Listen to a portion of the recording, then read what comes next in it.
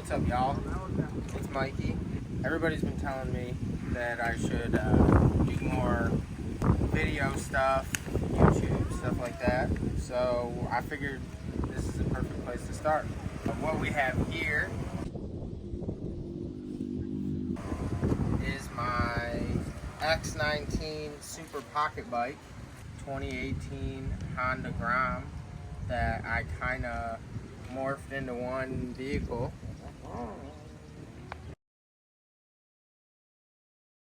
The point of this is the long story, right? I always say long story short and cut to the chase, explain it as fast as I can so I don't have to talk. I hate talking to a camera, but we're gonna figure it out. So here we go. You start off, this is a Grom suspension, forks, triple trees. Bearings are from the Pocket Rocket. They seem to fit better with the races. Other than that, I had to make a spacer and pretty much it bolted on. You have to use an X15 or an X19 chassis because they're the only ones that have the big enough stem to support the bearing system for a Grom and the right length. Swing arm, basically cut about 1/4 of an inch off of each side of it, and it'll fit right in there. And you make a little spacer for the inside, and that bolts on. This is a Pocket Rocket shock. I changed the bolt position because it would have had the suspension hiked up pretty high. The point of this was to try to build it with stuff that I had laying in the shop. I bought this Pocket Rocket probably 4 years ago for my son to ride around on. And then I realized that they're super rare and I don't see them anymore, so I should probably hold on to it. So all of this body work was really beat up. Everything was broken and cracked and smashed. And I kind of had lost hope for it. I ended up getting a good deal on this Grom and decided to just attack. So I had to make a couple motor mounts in here. One bolt worked. If I could figure out how to drill a hole behind this plate, I could make 2 motor mounts work on the back plate, but it doesn't really need them. It's not like it makes a lot of horsepower. I think this thing makes 3.5, 4 horsepower at the most, you know. It's kind of neat actually how it worked out. If I could take the seat and stuff off, I could show a little bit better, but hold on.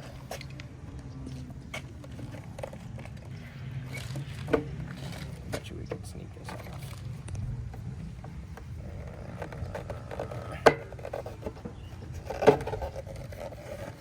Okay, so this is just a plastic cover. Plastic cover goes on top. This is a hand fabricated gas tank. As you can tell, I'm lazy and I was doing this so that I could come to this event, so I never got to prime or paint it. This is all hand fabricated. I cut up the stock Grom tank to utilize the fuel pump because this now has fuel injection. Made it so that this is on a hinge. You could unbolt this, take the seat off, the gas tank will flip up so you can access the throttle body and the wiring, stuff like that. If you look inside of here, we've got the air filter right behind some fresh air ductwork. It was like almost meant to be. This is a pocket bike exhaust off of what would be called like an X2, I'm pretty sure, which would have came with a little 49cc 2-stroke. But the stock 110, it was really narrow and I didn't really like the look of it. I felt like this was more fitting. Kind of fits the tail better. I modified the stock X19 tail. This is actually JB Weld that I hand formed. Used like screen and welding rod to make a mold and some scotch tape, and filled it with JB Weld and then sanded and prepped it.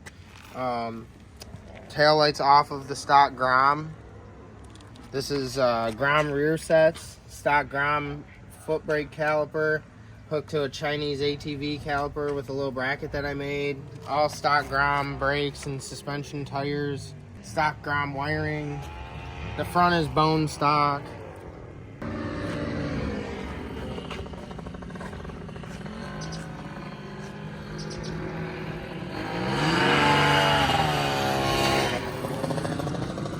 So finishing my explanation on the gas tank, fuel pump's located back here. The stock gas cap would have been here, so I used the chunk that I had cut out from here and actually moved it so that it would be back here. This is the stock Grom fuel cap. You got your stock key. You can turn that put gas in it, just like a normal bike. I think the point of this was more or less to replicate smaller crotch rocket. I think all my buddies mess with me a lot, and they think I only want to ride my big bike. So I made a miniature big bike so that I think it looks way cooler than a normal Grom. And I can't really, I had a Kawasaki Z. I wasn't really a huge fan of that. They're not bad bikes per se, just I didn't like the way the chassis felt. It wasn't really comfortable for me. I felt like a Grom is the same way, and I kind of felt like if I was gonna have to be uncomfortable, I would rather look good while I was doing it. So I've been holding on to this pocket bike for probably 4 years. I bought it off of a little kid about 30 minutes from my house back in Michigan. We're in Florida right now at Prison Break 2025. Enjoying the warm weather, trying to expand things and see where it goes. Another cool feature about the X19 over, say, an X15 or any of the other pocket bikes, I guess it would be possible to do this with an X18 if you were good enough to modify some triple trees or find some per se that would fit these forks. You could do it with an X18, it's just a different style of bearings. But an X19 specifically happens to look like a 2005 GSXR 600 to 1000 in that range. The only real difference, if you know sport bikes, is that it doesn't have turn signals here. These are air ducts. So it would have a dual bulb headlight, which kind of, it's funny because the Grom one fits back behind it. I need to build a fixture to mount it and finish it a little bit more. I want to make a couple other pieces, like a 12 scrape bar, if you know what that means, and some crash cages, and that'll finish it up for the most part. But the turn signals are kind of unique, and it gives it its own little flair. Something else that I did that's unique is this has what would be called a handbrake. So this here is attached to the rear wheel so that you can do stunts on this thing. If you look in the back, this is just really, like I said, I tried to build it from parts that I had laying around in the garage. So this is a Chinese ATV caliper that I got from my buddy Steve, and I just figured, why not? I have a bunch of scrap metal. I fabricate a lot of things, so I had a bunch of scrap metal, and it had these pegs on it already. I really didn't want to weld it to the swing arm, so I made it so that it can't rotate. It's stuck on the swing arm, and it welds to this peg so that when you unbolt the peg, you can take the caliper and bracket off and change it. This is an easy to find caliper. It's easy to get pads for. Modified the exhaust so it had the undertail, because most Groms would have an exhaust that bolts to this rear set right here, and it would come out from here. And even though that's how the Gixxer would have been, I kind of felt like I should do due respect to a pocket bike and put the exhaust in the factory position for the pocket bike.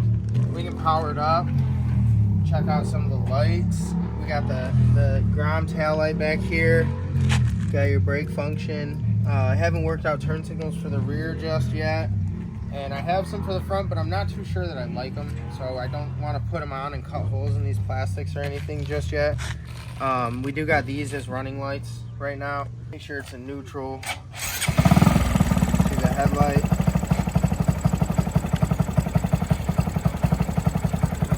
Got a horn.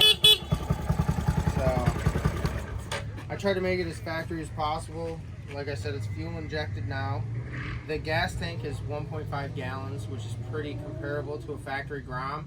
So fuel economy, gas mileage, everything is pretty much the same. Fuel economy wise, the reason that I say it's factory, the speedometer even is probably pretty close to on. Stock gearing, this is the Honda Grom engine, and this is the Honda Grom swing arm. They're in pretty much the same position. So close, in fact, that this chain I didn't have to take any links out or do anything to, and I was able to just adjust it into place and make it work once it was mounted onto the pocket bike. This is the Grom shifter that I cut up, and I took a Chinese dirt bike shifter and kind of welded it, modified the plastics a little and notched it, but it looks pretty factory. I feel like that's a super clean look. This is actually, if you know me, you know my favorite bike's a Kawasaki 636. Not because of Brian, just because that happened to be the first big bike that I got, and I love them. So yeah, this is extra parts that I had laying around. So that's a 636 kickstand, and it's a little short, but it kind of gives it the street bike look, I feel like, when it's sitting here. So it works out perfect, you know. We use this stuff for all of our stunt bikes, and this seat was kind of a janky, you know, it seemed like a Chinese piece of shit seat. So we did that for now because we wanted to bring it to this event. So we got some wrap on it. Shout out to my boy Josh, helped me out with that. Cheap Chinese fairing bolt kit you can get on Amazon. Gold, they look nice. At ACO they sell nuts. You want to use a nylock nut so that the bolts don't rattle apart and your fairings don't fall off when you're going down the freeway. What else, man?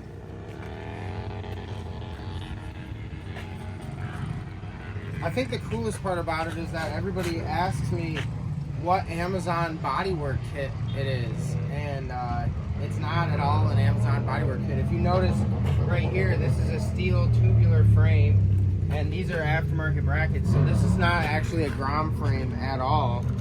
And you know, these plastics and stuff all belong with this frame. It's more or less just the suspension and the engine that's been changed, and I just modified everything else to fit around it and work happily together.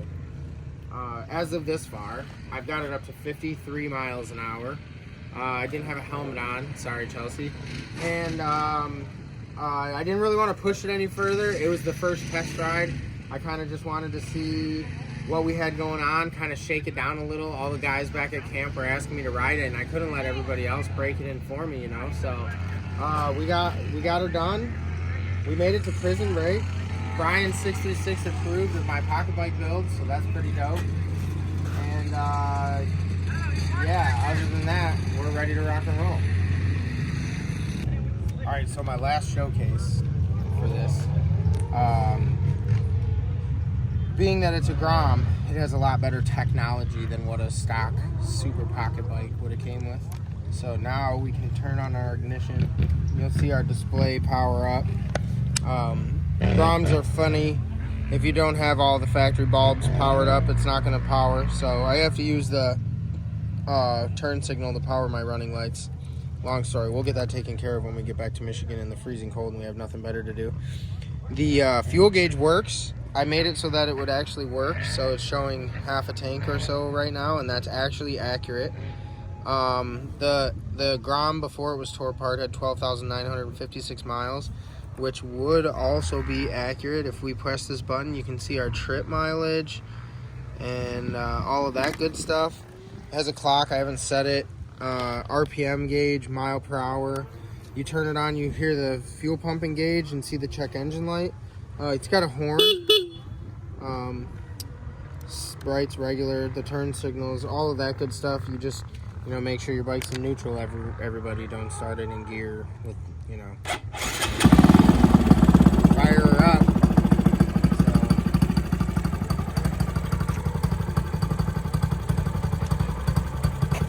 thanks for coming, checking out my bike. I guess I'll see you back at the shop. If you'd like to see more like he builds, this guy builds some really cool stuff. If you want to see it, like, subscribe, check this stuff out, because I'm trying to push him. People want to see this stuff. This guy gets so much attention out in public. I want to get him to start showing people what he's doing. This stuff's sweet. Thanks, everybody.